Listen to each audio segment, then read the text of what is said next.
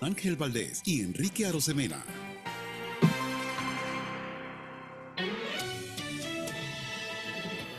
Entrevista de actualidad, Panamá Hoy.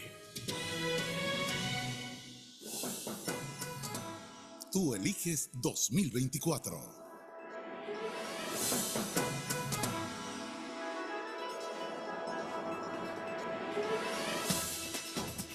Bien, 7:42, 7:42. Vamos a conversar a esta hora con el licenciado Neftalí Jaén. Buenos días, don Neftalí. Bienvenido a Radio Panamá. Buenos días, Enrique. Buenos días a todos los radioescuchas de Radio Panamá. Aquí disponible, como siempre, a compartir con ustedes. ¿Qué ha ocurrido realmente con el candidato Ricardo Martinelli? Son las 7:42 de la mañana. ¿Es a esta hora Ricardo Martinelli todavía candidato a la presidencia? ¿No lo han bajado, no lo han podido bajar? ¿La Corte no ha entregado los documentos? ¿Qué ha ocurrido en ese escenario, por ejemplo, en cuanto a la figura de Ricardo Martinelli? Bueno, legalmente hablando, todavía él es candidato ante los ojos del Tribunal Electoral, que es el ente, que es el árbitro que define quiénes son los candidatos luego de que todos los partidos hicieran sus convenciones, hicieran sus elecciones primarias. Claro que todavía lo es. Sin embargo, hay que aclarar a la ciudadanía, a todos los radioescuchas, que esa es una candidatura que ya pues, para ponértelo en palabras más sencillas y tanto tecnicismo jurídico, ya se va a oficiar la misa del sepelio para darle cristiana sepultura al cadáver, pero no ha llegado el certificado de defunción por parte del Tribunal Electoral. Ya prácticamente es poco lo que hace falta. Inclusive, ayer domingo, el Tribunal Electoral, cuando anuncia a través de la publicación del boletín electoral de dos resoluciones, anuncia que en virtud de que un candidato ha sido condenado a 128 meses de prisión y que esto le impide ser candidato y que va a ser inhabilitado, ellos lo anuncian en el segundo párrafo de esa resolución, que están a la espera que le llegue el documento oficial, que no es de parte de la Corte Suprema de Justicia, es de parte del juzgado liquidador de causas penales a cargo de la jueza Valuisa Martínez. En el día de hoy ha de cumplir los 3 días de notificación que ingresó a su despacho luego de haber sido no admitido el recurso de casación por parte de la sala penal. Es un mero formalismo que el juzgado anuncia nuevamente: aquí está, en mi poder, en mi despacho, ese expediente del caso que sea. En este caso, de el recurso de casación que no fue admitido. Una vez que eso llegue, que ya la jueza Valoisa Martínez lo tenga, ella va a girar los oficios correspondientes no solamente al Tribunal Electoral, a la DIJ, al Ministerio de Gobierno, para que se cumpla con lo establecido en la condena, no solamente del señor ciudadano Ricardo Martinelli, sino de las otras personas que están allí. Tan Don pronto Neftalí, eso suceda, sí, ¿sí? pero hubo una celeridad, hay un proceso lento. El Tribunal Electoral, con el cambio de fecha, me llama la atención que el tribunal ya había tomado la decisión de admitir la participación de José Raúl Molino, pero se da cuenta, yo entré a especular, que comete un error porque Ricardo Martinelli sigue siendo el candidato y no puede entonces permitirle a José Raúl Molino participar el miércoles de este debate, siendo entonces candidato todavía Ricardo Martinelli. Bueno, en esa dirección, para darle un voto de confianza al Tribunal Electoral, cuando un día antes del inicio, 2 días antes del inicio de carnavales, en la semana previa al 8-9, luego el señor Martinelli corrió a asilarse en la Embajada de Nicaragua, el tribunal emite la resolución que dice: en virtud de que es un hecho público y notorio que este candidato se ha asilado en una embajada, en una sede diplomática, reconocemos que su puesto lo ocupará el vicepresidente. Ya era el primer aviso por parte del tribunal de ir reconociendo, adelantando el concepto de que el señor va a ser inhabilitado. Entonces, claro que enturbió todo esto, porque a veces los más puros, los más papistas que el Papa, dicen: no, yo no voy a debatir con el vicepresidente, yo quiero debatir con el presidente. Entonces, bueno, era una cuestión de formalismo y por eso ayer, en esa publicación que hace el Tribunal Electoral, primero anunciando la suspensión del debate, que no es la primera vez que se suspende. Ojo, hay muchas personas que desconocen que originalmente el debate, de acuerdo al decreto reglamentario de las elecciones, estaba fijado para el miércoles 14 de febrero.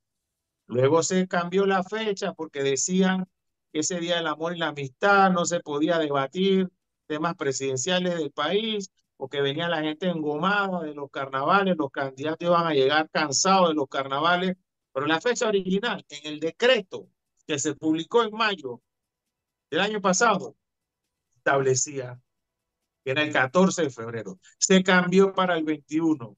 Ya van dos fechas que se van a cambiar. Entonces, ayer en esa publicación, el tribunal enmienda y dice, se deja sin efecto la resolución en la cual nosotros habíamos dado el espacio al candidato a vicepresidente para que ocupase el del presidente. Y ahí donde ellos enmiendan de que, bueno, es que todavía el señor no había sido inhabilitado, cosa que es cuestión de horas, de días, para que, vuelvo y te repito, el certificado de defunción llegue a tiempo a la misa que va a oficiar ya pues el deceso confirmado de esta persona. Ahora, si la jueza presenta hoy la documentación, ¿qué tanto debe demorar ya la salida concreta de Ricardo Martinelli como candidato a la presidencia? A mí me parece que ya el Tribunal Electoral lo tiene ya Listo. masticado, lo tiene masticado. Se ha quedado Primero, corto es el tribunal. bueno, es que recordemos que primero se formó una discusión que tenía que ser a través de la Fiscalía General Electoral, la que tenía que iniciar el proceso de inhabilitación. Y la Fiscalía General Electoral, en la semana previa a la fecha de carnaval, emitió un comunicado de 2 páginas señalando de que ahí no había que hacer ningún proceso porque ya la sentencia que superaba la cantidad de años que te permite la Constitución para poder aspirar a un cargo de elección popular en el cargo de presidente superaba. Es una sentencia de 128 meses, 10 años con 8 meses. Entonces la Fiscalía emitió concepto ya y el tribunal en base a eso tan pronto lo reciba, yo calculo que de 24 a 48 horas estará comunicando que le va a dar cumplimiento a esa condena en el sentido de que, de acuerdo al artículo 180 de la Constitución Política, este señor ya pues queda inhabilitado de manera formal. Ahora, con la salida de Ricardo Martinelli, hay quienes se oponen a que participe José Raúl Molino de los debates. Bueno, ayer estuve leyendo una situación inclusive de que él no podía ser candidato porque no estaba facultado por el partido realizando metas, porque el único candidato del partido realizando metas era Ricardo Martinelli. Sin embargo, recordemos que eso es una alianza y en esa alianza, valga la redundancia, participa el partido Alianza, que acuerpó la candidatura de José Raúl Mulino para vicepresidente y en este caso, como ese partido tiene menos de 100.000 adherentes, realizó una convención facultando a la Junta Directiva para que entonces apoyase al candidato José Raúl Mulino. Quedaría entonces la postulación de José Raúl Mulino adoptada por el partido Alianza. Así que yo no le veo mayor situación a esto para que él sea el candidato que ocupe el cargo de presidente y no de candidato a vicepresidente. Ahora, el actuar del tribunal, yo no, a ver, hay otros casos también de impugnación de candidaturas. ¿Ha tenido la misma celeridad en estos procesos que con el caso del señor Martínez? Inclusive hasta lo han bajado hasta antes de hacerlo de forma legal.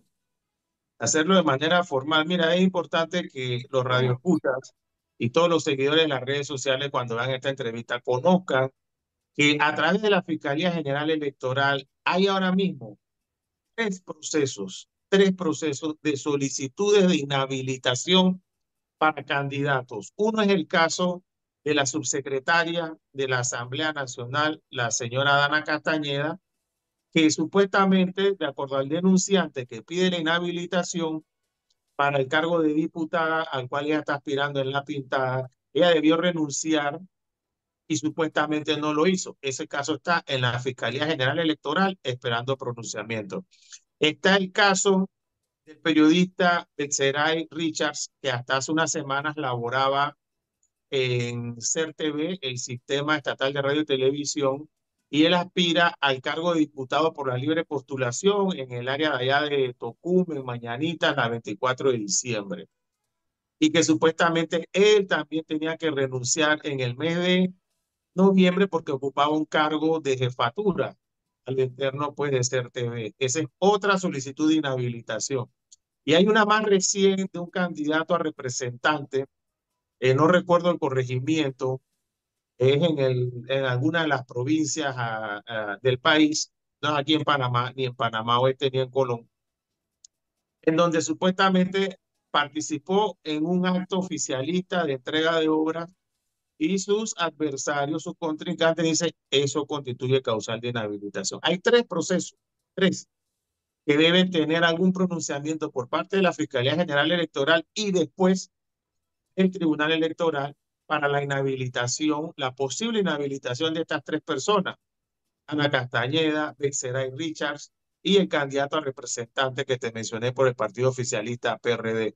Sin embargo, la Fiscalía hasta el día de hoy, o hasta el momento de esta entrevista, no se ha pronunciado al respecto. Y pareciese que la única inhabilitación que pudiese importar tanto a la Fiscalía General Electoral, que ya emitió concepto sobre el caso de Ricardo Martinelli y el propio Tribunal Electoral, es la candidatura de Ricardo Martinelli. Y el resto que tienen posibles causales de inhabilitación, entonces no se pronuncia y entonces queda la situación, queda el cuestionamiento de que para unas cosas se está actuando con celeridad y para otras ni siquiera se ha emitido un comunicado con relación a las otras posibles inhabilitaciones.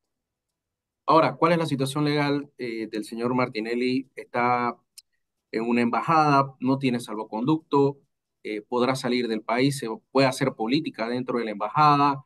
Había una policía nacional rodeando el área de la embajada, a pesar de que el propio director de la policía decía que no existía una orden de detención. Eh, ¿Cuál es la situación legal en cuanto a en cuanto a lo que tiene que enfrentar Ricardo Martinelli con la justicia panameña? La propia situación legal la empezó a definir él cuando un miércoles corrió a meterse de refugio en la embajada y no olvidemos las palabras de sus más cercanos colaboradores en este tema político. Su candidato José Raúl Mulino manifestó en conferencia de prensa horas después de que Martinelli se asiló en la embajada de Nicaragua que fue una decisión personal que él no consultó.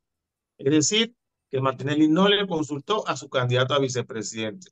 Lo hizo porque lo hizo. Y su aliado del partido Alianza, José Muñoz, manifestó que era un día catastrófico, desastroso, porque el candidato a presidente se había ido a asilar y ya después vinieron todas las arandelas, que la persecución, que pobrecito, aquello de que le tienen envidia, pero lo cierto es que tiene una condena por un delito ligado al blanqueo de capitales, ratificada, agotado todo su proceso, que ya todos sabemos, 128 meses, 10 años más 8 meses, más la devolución de más de 19 millones de dólares al Tesoro Nacional impuesta por el juzgado, no contaban con que el Ministerio de Relaciones Exteriores le iba a negar el salvoconducto.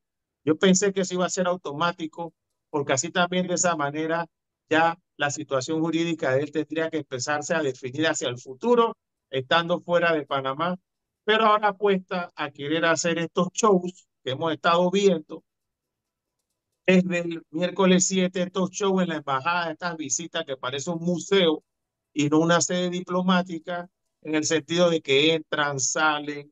El show más reciente del viernes, que si la policía estaba, es malo. Y si la policía está, también es malo. Entonces, ya es la situación de él, como hemos visto cuando se dan estas situaciones que a veces vemos hasta en película del asilado tal, por 6, 7 años, ya esos fueron los líos que él se metió a saber, a saber si algún día esta Cancillería u otra Cancillería dice, bueno, vamos a dar el salvoconducto, y o esos cuentos de camino que surgieron el viernes, es que él se quiere escapar. ¿Se quiere escapar para dónde? ¿Quién no está esperando con un puente para llevárselo para Italia o para Nicaragua, para entonces darle la causal a la policía de que ordenen la captura?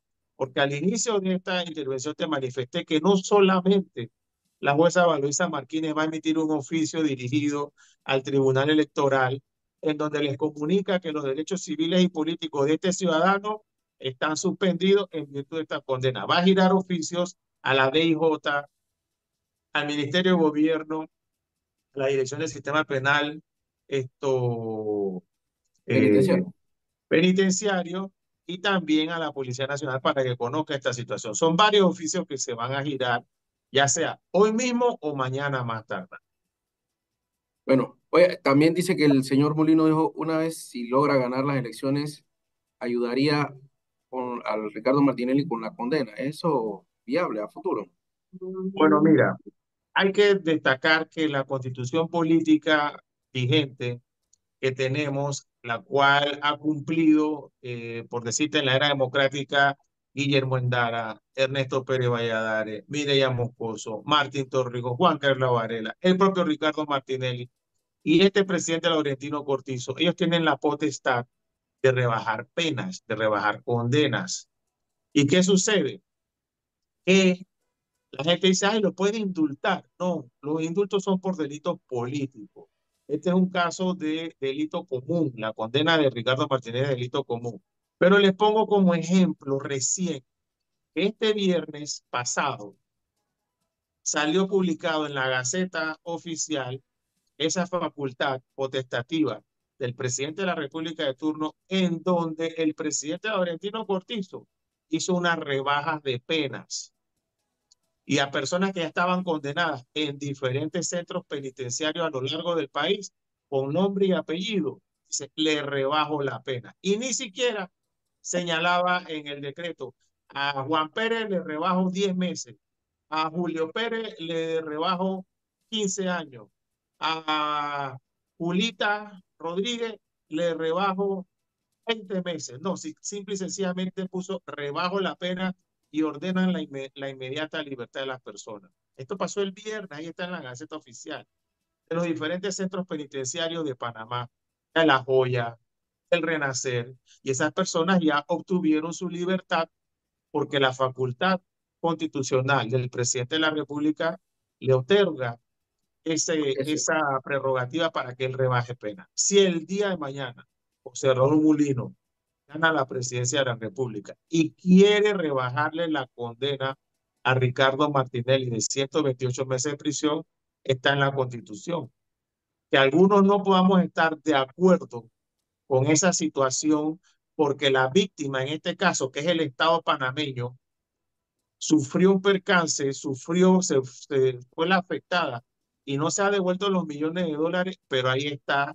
Y estas pifias constitucionales, estas rarezas constitucionales están permitidas y no importa la magnitud del delito. Y esta, revísense la publicación del viernes en donde Laurentino Cortizo le rebajó la pena a varios condenados que estaban en los centros de detención a nivel nacional. Ahora, la aclaración de sentencia no detiene el proceso. No suspende, no la va a Nada. suspender, ni va a congelar nada, como han querido hacer ver varios miembros de la defensa del señor Ricardo Martinelli, que con eso se suspende la decisión. No. Y cuidado, corre la suerte también de que el día de mañana, así como no admitieron por cuestiones de formalidades, no admitieron la casación, tampoco le admiten esa aclaración de sentencia. Muchas gracias, licenciado Nestalí Jaén, por compartir con nosotros esta mañana en Radio Panamá. Saludos a la orden siempre. Como